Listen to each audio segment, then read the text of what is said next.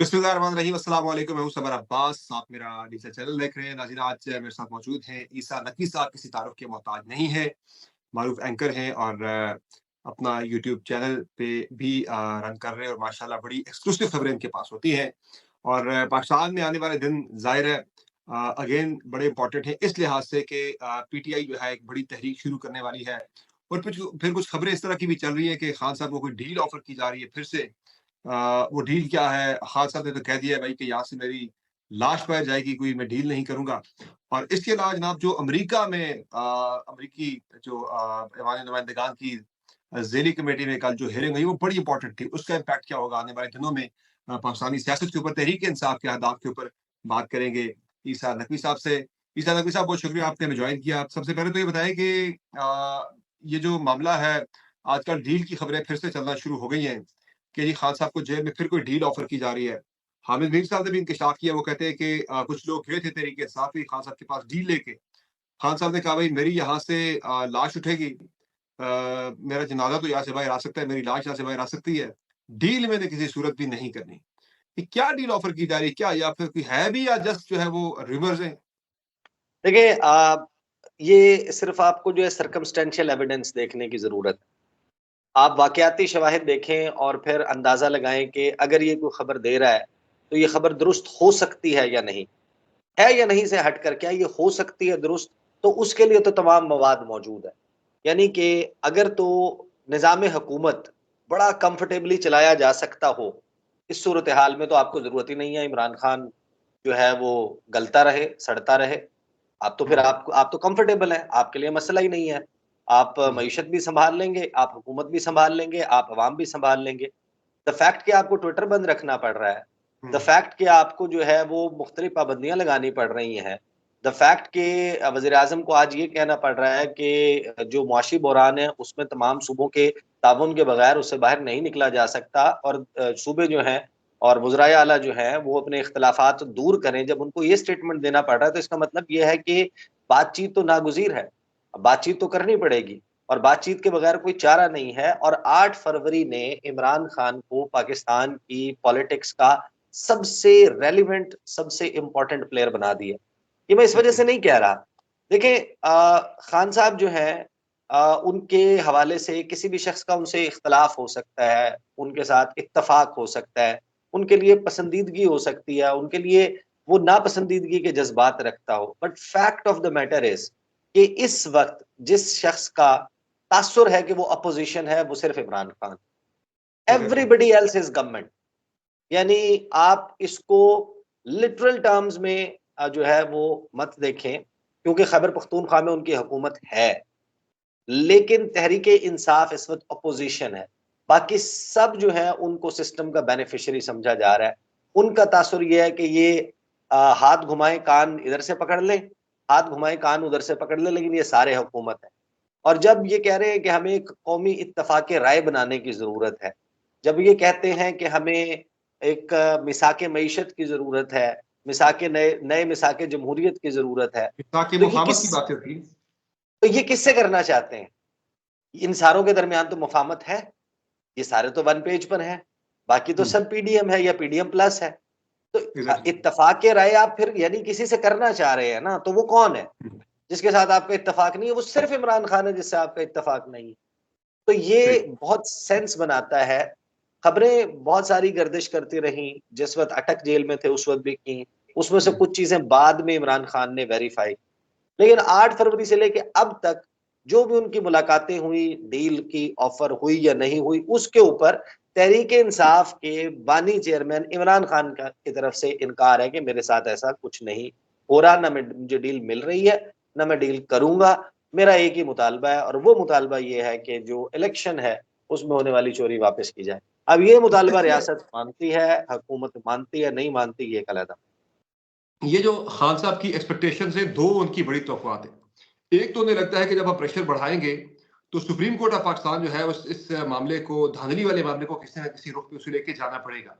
और already supreme court of Pakistan Tehreek-e-Insaf के intra party election के ऊपर जब एक पोज़ीशन ले चुकी है, एक सियासी जमात के इंट्रा पार्टी इलेक्शन के ऊपर इतनी बड़ी पोज़ीशन ले चुकी है, तो मुल्क के आम इंतखाबात के ऊपर खान साहब को ये लगता है कि सुप्रीम कोर्ट ऑफ पाकिस्तान हर सूरत में कोई ना कोई वाज़ेह पोज़ीशन लेगी। वाज़ेह पोज़ीशन अगर कोई लेती है सुप्रीम कोर्ट, तो ज़ाहिर है ये मामला तहरीक इंसाफ के हक में जाता हुआ नज़र आता है। तो दूसरी जो उनकी एक्सपेक्टेशन है, हाँ साहब की कैलकुलेशन है, वो ये है जनाब के आने वाले दिनों में वो एक बड़ी तहरीक एक्सपेक्ट कर रहे हैं कि मुल्क में एक बड़ी तहरीक चलेगी। इस सिलसिले में तहरीक इंसाफ जो जलसा इस्लामाबाद के अंदर करने जा रही है, उसमें भी खान साहब ने जेल से हिदायत जारी की है, भई मौलाना फजल रहमान, जमात इस्लामी समेत जितने भी लोग इंतखाबी धांधली के हवाले से परेशान हैं या फिर वो हमारे वाले पेज के ऊपर हैं, तो उन सबको दावत दी जाए। उन्होंने कहा मौलाना फजल रहमान को जलसे में दावत दें आप। तो ये कितनी इंटरेस्टिंग सूरत हाल बनती है कि जब मौलाना फजल रहमान और तहरीक इंसाफ स्टेज शेयर कर रहे हों, वो स्टेज के जहाँ से मौलाना फजल रहमान के खिलाफ माजी में बातें हुआ करती है, लेकिन वो सारी चीज़ों पे खान साहब जो है अब वो एक टारगेट अपने ज़हन में रख के आगे बढ़ना चाह रहे हैं। तो आज गुज़िश्ता रात आपने देखा कि जमात इस्लामी के साथ भी मुलाकात हुई, तहरीक इंसाफ की डेलीगेशन की। जमात इस्लामी को तो तहरीक इंसाफ की इस तहरीक में अपने साथ मिला रही है। अब अगला टारगेट होगा मौलाना फजल रहमान, जीडीए, बाकी जमातें। तो वो तहरीक से भी खान साहब एक्सपेक्ट कर रहे हैं कि इतना प्रेशर हम बिल्ड कर लेंगे कि ये लोग जो है हमारी बात मानने पे मजबूर हो जाएंगे। ये देखिए कितनी कि ये नहीं कि ये जो एक्सपेक्टेशन है ये कितनी रियलिस्टिक है? समर, मैं आपको बताऊं, ये मेरी जाती राय है। इमरान खान कुछ भी ना करें, मौलाना फजलुर रहमान भी ना आए, एक जलसा ना करें, एक जुलूस ना करें, कुछ भी ना करें, जेल में जिस तरह बैठे हैं बैठे रहें, जो सूरत हाल है वो हुकूमत से फिर भी कंट्रोल नहीं होनी। गैस के बिल आपने देखे हैं कितने आए हैं?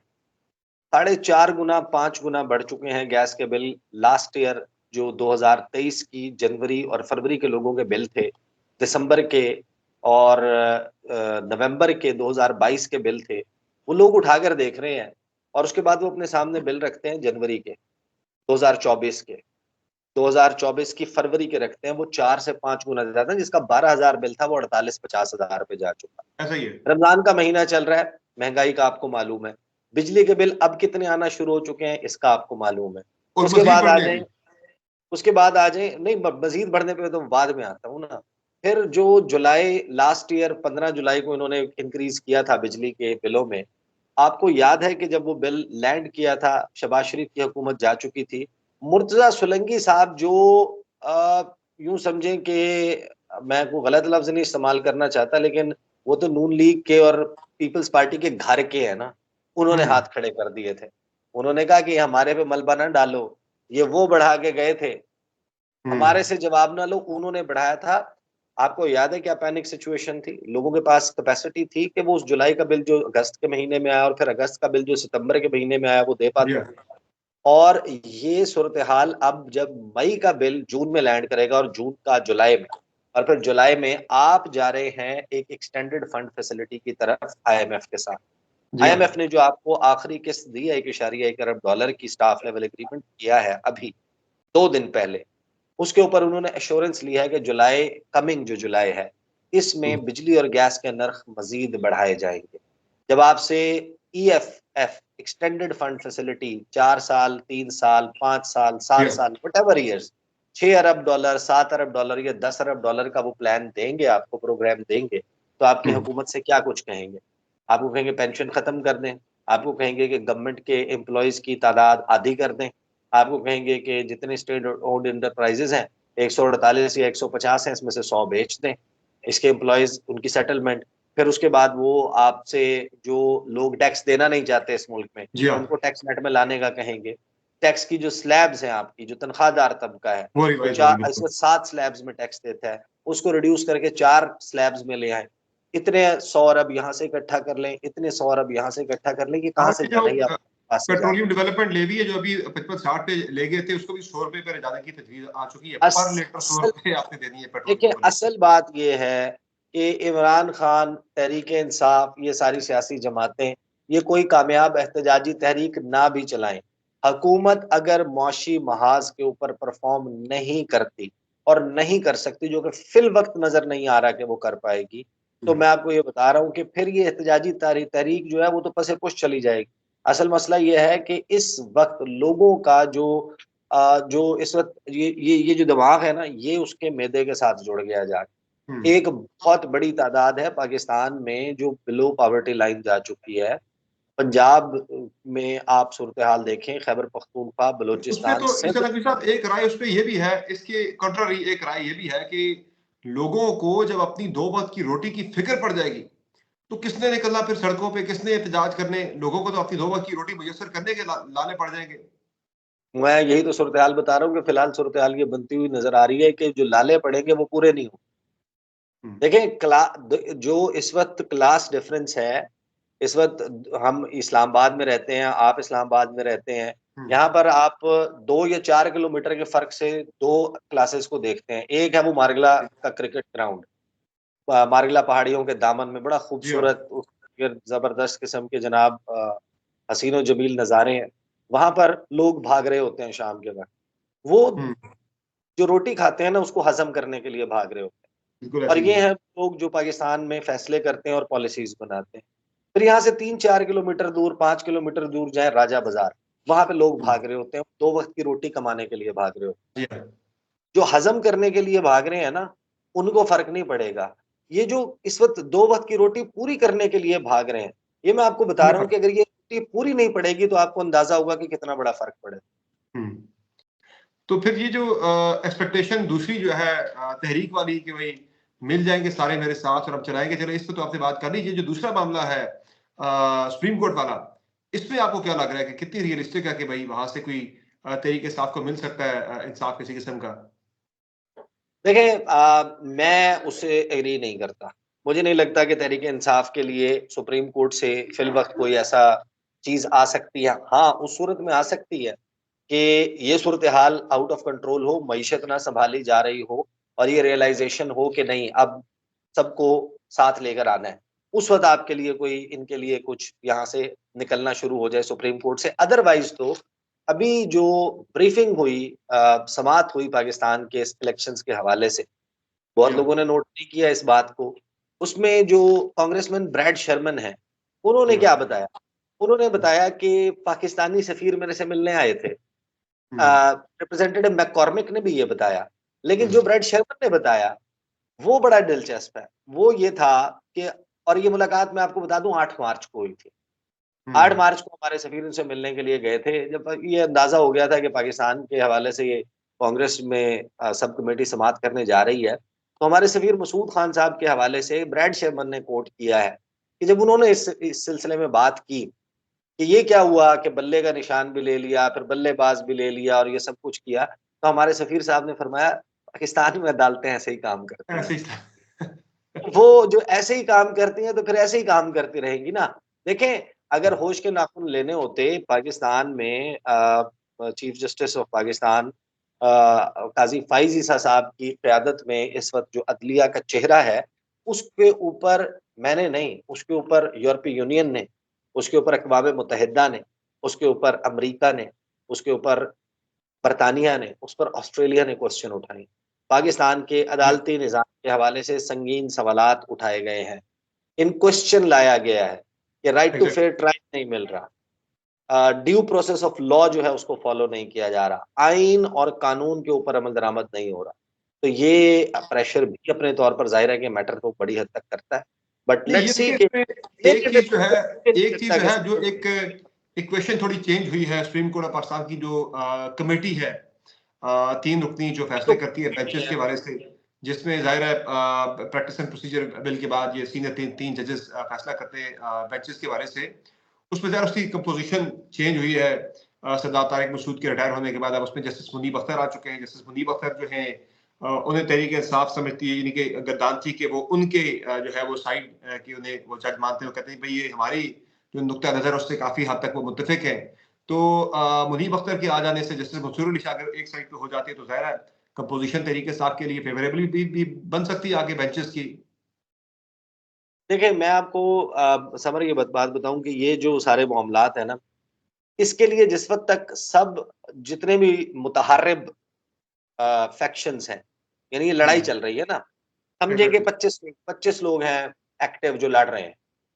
इनमें जो मेजर 4-5 हैं जो असल लड़ने वाले हैं, हुँ, वो सारे 2-2 स्टेप पीछे हट जाएँ तो ये सारी चीज़ें ठीक हो जाएँ। हुँ, मसला ये है कि ये 25 लोगों की लड़ाई है और 25 करोड़ लोग यरगमाल बने हुँ, और इस मुल्क के हवाले से सबको सोचने की ज़रूरत है। इमरान खान की या पीटीआई की पॉलिसीज़ में भी बहुत सारी ऐसी चीज़ें हैं, जिनको आप निशानदेही कर सकते हैं कि यार ये पोज़ीशन नहीं लेनी चाहिए। For example I have a strong opinion कि आईएमएफ के मामले के ऊपर एग्ज़ैक्टली। पीटीआई को मुकम्मल ताउन करना चाहिए। उसकी वजह ये है कि अगर आईएमएफ के हवाले से आपकी कंसिडरेशन ये है कि अगर IMF का प्रोग्राम नहीं होगा तो पाकिस्तान लामहला डिफॉल्ट कर जाएगा। डिफॉल्ट करने की सूरत में हुकूमत कायम नहीं रह सकेगी, we will be the ultimate choice. लेकिन उसमें जो नुकसान होगा ना मईशत को, जहां पर डॉलर जा चुका होगा, जो रुपी डिवैल्यूएशन हो चुकी होगी, आपके पास जो पेट्रोलियम प्रोडक्ट्स की तरसील है वो बिल्कुल। रुक चुकी होगी, लोड शेडिंग का एक बड़ा अजाब जो है वो होगा, गर्दिशी कर्जा कहाँ जा चुका होगा, हर चीज आउट ऑफ कंट्रोल होगी। क्या तहरीक इंसाफ के पास ये कैपेसिटी है कि वो आने के बाद 4 महीने या 6 महीने में वो सब फिक्स कर दे? अगर वो फिक्स नहीं कर सकते तो 6 महीने बाद वो भी उतने ही अनपॉपुलर हो जाएंगे एग्जैक्टली। जितनी नून लीग इस वक्त अनपॉपुलर। तो ये बताएं कि गंडापुर साहब का मामला आपको कहाँ जाता हुआ नजर आ रहा है? वैसे तो उन्हें 2 को गिरफ्तार करके पेश करने का हुक्म भी है, और इसके अलावा 26 को भी उनके बारे में इलेक्शन कमीशन में समाअत होनी थी, जिसपे पेशावर हाई कोर्ट ने कह दिया है भाई कि अब फिलहाल तो ये मामला इलेक्शन ट्रिब्यूनल का बनता है, ये डायरेक्टली इलेक्शन कमीशन का नहीं बनता। लेकिन तलवार अब उनके सर पे एक स्टे पे बैठ के हैं, तलवार तो लटक रही है सर पे। कोऑपरेट भी कर रहे हैं, खान साहब कह रहे हैं कि गंडापुर को नई तस्वीर खिंचानी चाहिए शहबाज शरीफ के साथ, लेकिन वो तस्वीरें बन रही हैं। तो क्या कहेंगे ये केपी वाले चैप्टर से जो है, ये गंडापुर वाले एक चैनल से जो है कोई बातें, कुछ चीजें मुफाहमत की तरफ जा भी सकती हैं? देखिए, मेरा ख्याल है, मैं आपको एक बात बताऊं कि जो पोजीशंस है ना डिप्लोमेसी में भी और सियासत में भी, वो लेनी चाहिए जिनके ऊपर कायम रहा जा सके। एग्जैक्टली। आप ऐसा मौक़िफ़ लें कि आप उसको उससे पीछे ना हटना पड़े, क्योंकि जस्टिफाई उसे कर सके शिकस्त कर, अगर आप उस पे कोई उससे कोई को मुख्तलिफ शिकस्त फैसला का अगर आप करते रास्ता, हैं। Tehreek-e-Insaf has all the right as a political party, सियासी जमात के तौर पे, कि वो जो मर्ज़ी पुरअमन तरीके से अपना एहतजाज करें। वो इस हुकूमत के हवाले से, इस वज़ीर-ए-आज़म के हवाले से, पंजाब की हुकूमत के हवाले से, सिंध बलूचिस्तान की हुकूमत के हवाले से जो भी मौक़िफ़ रखें, जो भी बात करें। लेकिन जो उनकी हुकूमत है, उसकी कुछ हुँ, आईनी और कानूनी ज़िम्मेदारी हैं। दे हैव या to cooperate with the centre. उन्हें मुल्क के मामलात में, मुआशी मामलात में हुँ, अपने आईनी और कानूनी किरदार को हर सूरत निभाना है। हुँ, अगर वो नहीं निभाएँगे, तो उनके लिए मुश्किलात खड़ी होंगी। उनके लिए जो है वो आपको बहुत सारे मसाइल to the extent of governor राज, हुँ, ये सारा कुछ देखना पड़ सकता है। और तो गंडापुर वाला साहब वाला जो मामला है, वो हुँ, इसी तनाज़ुर में देखा जाएगा कि सही। वो किस तरीके से कोऑपरेट कर रहे हैं या नहीं कर रहे। अच्छा, फाइनली ये बताइएगा, ये जो अमरीकी वाले नुमाइंदगान की कमेटी में हियरिंग थी, उसमें बड़ी पाकिस्तान में तो ज़ाहिर है ओवरऑल पूरे दुनिया में तहरीक के साथ बड़ा जश्न मना रही है कि हमने बड़ी कामयाबी हासिल कर ली। इस हद तक तो कामयाबी बड़ी है कि पाकिस्तानियों ने जो है अपने बलबूते पे, अपने ज़ोर बाज़ू पे ये हियरिंग जो है वो ऑर्गेनाइज़ करवा ली, और एक रेज़ोल्यूशन भी वहाँ से उन्होंने अडॉप्ट करवा ली, जो कि अब जाएगी कांग्रेस के अंदर।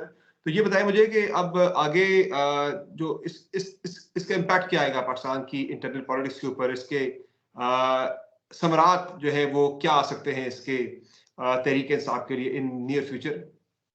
देखिए, प्रैक्टिकली तो उसी वक़्त कुछ होगा जिस वक़्त जो भी सिटिंग एडमिनिस्ट्रेशन है, वो कोई स्टेप लेती है। अमरीकी हुँ, महकमा ख़ारजा, व्हाइट हाउस जो है, वो अपनी पॉलिसी चेंज करता है। कांग्रेसमैन ने जो गुफ्तगू की, डोनाल्ड लू ने जो वहाँ पर गुफ्तगू की, वो नारा जो है एक बहुत स्ट्रॉन्ग मिला है।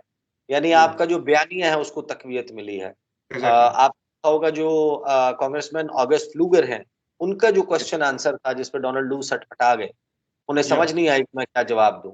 कि आप वो डाउन प्ले कर रहे थे ना डोनाल्ड लू हुँ, अपनी स्टेटमेंट से ऑनवर्ड कि हाँ, मैं 31 साल पहले पाकिस्तान में तैनात था, तो मैंने फलाँ इलेक्शन देखा था, बेनज़ीर और नवाज़ शरीफ के दरमियान वो इलेक्शन था, तो उसमें भी इर्रेगुलरिटीज़ हुई थी। तो पाकिस्तान के इलेक्शंस में तो इर्रेगुलरिटीज़ होती हैं, और इस या इलेक्शन में जो इर्रेगुलरिटीज़ हुई उसमें हमने मौक़िफ़ लिया, और वो मौक़िफ़ ये था। हुँ, फिर उन्होंने बताया कि ये इर्रेगुलरिटीज़ हुई। लेकिन फिर उन्होंने हुँ, कहा कि कुछ पॉज़िटिव चीज़ें भी हुई, और फॉरवर्ड लुकिंग अप्रोच ये है, पाकिस्तान के ये इलेक्शन कमीशन और ये सब हुँ, कुछ कर लें। तो वो बेसिकली उसको डाउन प्ले कर रहे थे। एग्ज़ैक्टली। उसके साथ फ्लूगर ने क्या किया?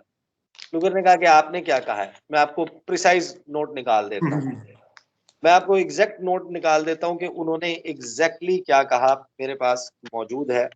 उन्होंने कहा कांग्रेसमैन फ्लूगर ने जो गुफ्तगू की, उन्होंने कहा कि आप कह रहे हैं कि आपको तहफ़्फ़ुज़ात हैं, वायलेंस हुई, दहशतगर्दी हुई, पॉलिटिकल वायलेंस हुई।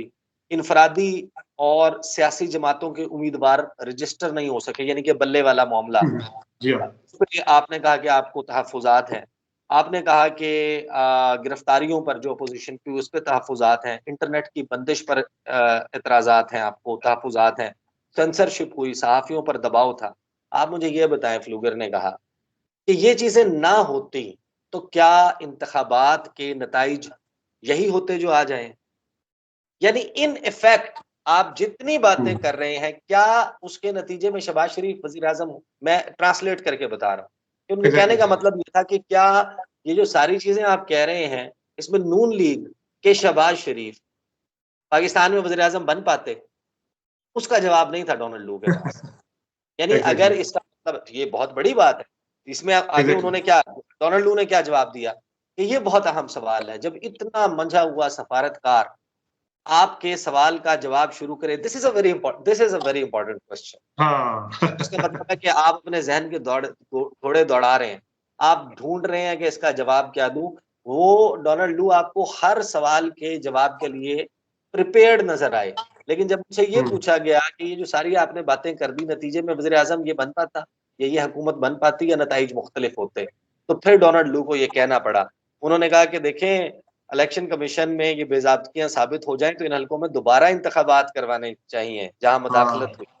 ऐसे ही पाकिस्तानी लोगों को पता चलेगा, फिर साथ ही खुद पीछे हो गए कि ये अनलाइकली है, हाइली अनलाइकली है कि एक हुँ, अमरीकी सफारतकार को पता हो कि फिर नताइज क्या आते। तो उनको भी हुँ। अंदाज़ा है कि नताइज ये ना आते जो कुछ हुआ है। तो इसका मतलब ये है कि अमेरिका में इसमें डोनाल्ड लू भी, अमेरिकी महकमा ख़ारिजा भी पुरयकीन है कि Shahbaz Sharif did not have a chance to become prime minister, अगर पाकिस्तान में इलेक्शंस में ये सब कुछ ना होता। सही। थैंक यू सो मच ईसा नकवी साहब, आपने अपना कीमती वक़्त दिया। नाज़रीन, आज की इस वीडियो में इतना ही। इस उम्मीद के साथ कि पाकिस्तान में इस्तेहकाम आए, वो इस्तेहकाम इंतखाबी धांधलियों के हवाले से तहरीक-ए-इंसाफ के जो तहफ़्फ़ुज़ात हैं वो दूर करने पे आता है।